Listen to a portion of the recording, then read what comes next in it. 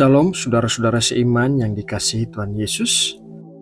Salam penuh kasih dan sukacita karena kasih karunia Tuhan kita masih bisa bersekutu bersama di Bijaksana Channel.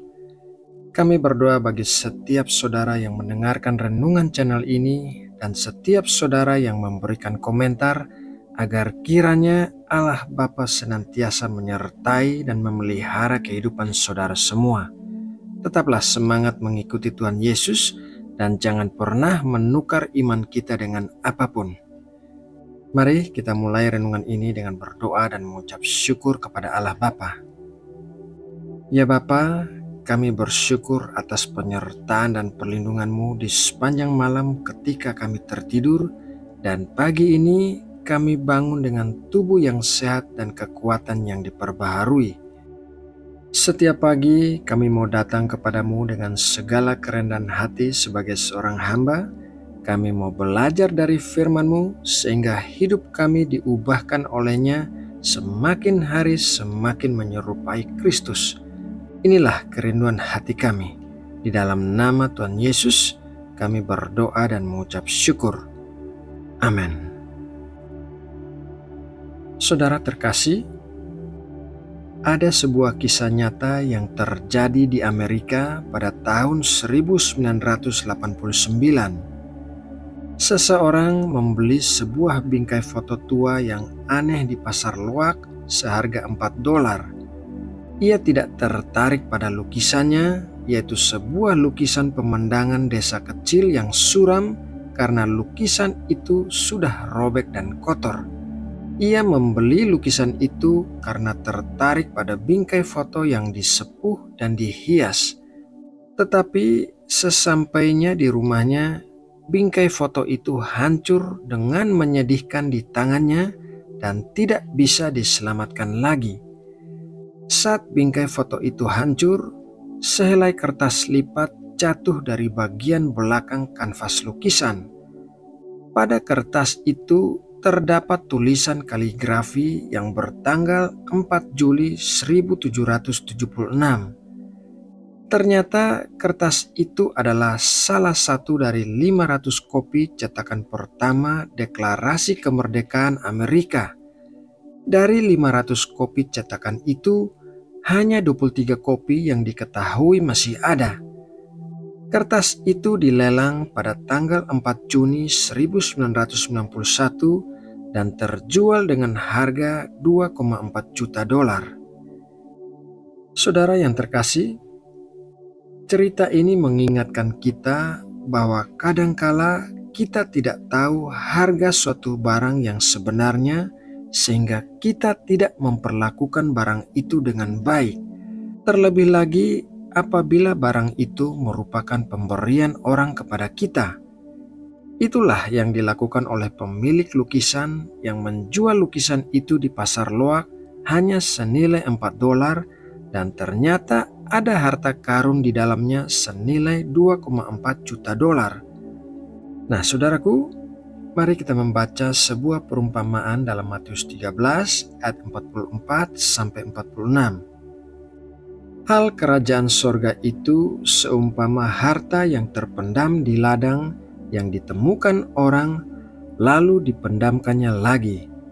Oleh sebab sukacitanya, pergilah ia menjual seluruh miliknya lalu membeli ladang itu. Demikian pula hal kerajaan sorga itu seumpama seorang pedagang yang mencari mutiara yang indah. Setelah ditemukannya mutiara yang sangat berharga, ia pun pergi menjual seluruh miliknya lalu membeli mutiara itu. Saudaraku yang terkasih, kita bisa masuk ke dalam kerajaan sorga apabila kita telah bertemu Tuhan Yesus serta menerimanya sebagai Tuhan dan Juru Selamat dalam hidup kita. Tuhan Yesus begitu berharga, seperti harta yang terpendam di ladang dan seperti mutiara yang indah. Ketika kita menemukan Tuhan Yesus, segala sesuatu yang kita miliki menjadi tidak berarti bila dibandingkan dengan Tuhan Yesus. Tuhan Yesus adalah segalanya bagi kita dan Dia pun memberikan segalanya yang Ia miliki kepada kita.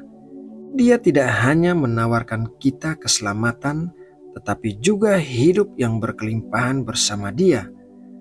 Apa yang ditawarkan oleh Tuhan Yesus bisa kita terima dengan gratis karena itu adalah kasih karunia Tuhan.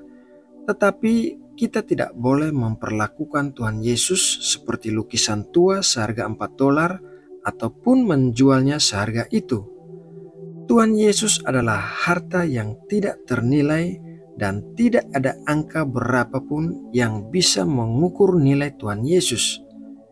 Jadi, ketika kita memperoleh Dia, hargailah Dia, hormatilah Dia, perlakukanlah Dia sebagai Raja di atas segala raja dan Tuhan di atas segala Tuhan. Dia mulia, Dia berkuasa, Dia layak menerima pujian dan pengagungan dari kita. Nah, saudaraku yang terkasih, demikianlah renungan pagi ini. Saya berdoa agar kiranya Roh Kudus menyentuh hati kita semua dengan kasih Tuhan Yesus kepada kita. Mari kita berdoa untuk menutup renungan ini. Bapa, betapa besar kasih-Mu bagi kami sehingga memberikan Tuhan Yesus Putra-Mu yang nilainya tidak terukur untuk menggantikan kami. Betapa Engkau menganggap kami berharga di mata-Mu.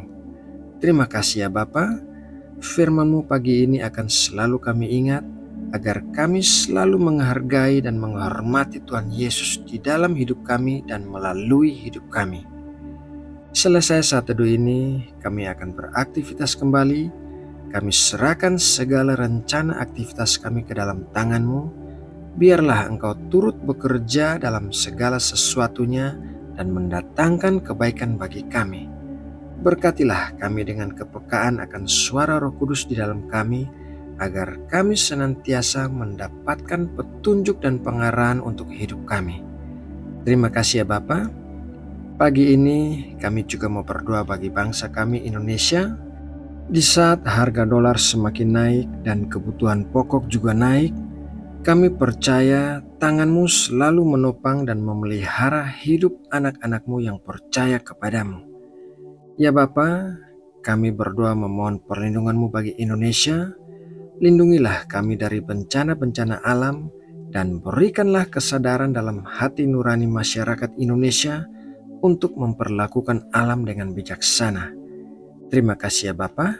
Di dalam nama Tuhan Yesus Kristus, kami berdoa dan mengucap syukur. Amin.